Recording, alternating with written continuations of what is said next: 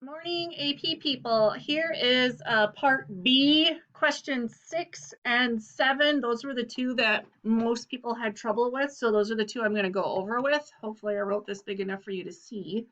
So the first one was the one about the string A, B, C, D, E, F, G, H, I, etc. And the biggest thing I think the trouble here was you have to know how substring works. So you always want to make sure that you're referencing this quick reference guide that I uploaded to Schoology. And on there, if I get it real close here, it talks about substring right here. And over here it says it goes to the, it starts from the first one and it goes to the end -1. So if we go back to our question, this is really going to take six's number or six's letter only because it's going from 6 to 6. So that's letter G. And then here's S3, and then S4 wants 4 comma 5, so that's really 4 to 4. So that is letter E. And then the last one is 2 to 3, so that's letter C. So then I put those guys together and I get GEC. So option C. That's number 6.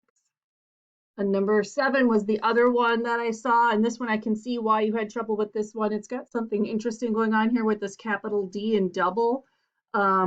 As long as this is still a double right here, this number, Java's going to unpack it is what they called. So this is like a special data type. We haven't really talked about these too much, and you won't see really a lot of these on the test, and especially now since you guys are just doing free response, you might not see any of this at all.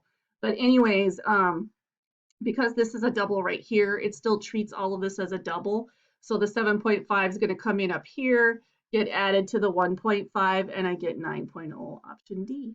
Those were the two questions that most of you had trouble with. Otherwise, all of you are doing really well on the AP questions in AP Classroom. It seems like mostly 4s and 5s if I had to actually score you that way. So keep up the great work and let me know if you need help with anything.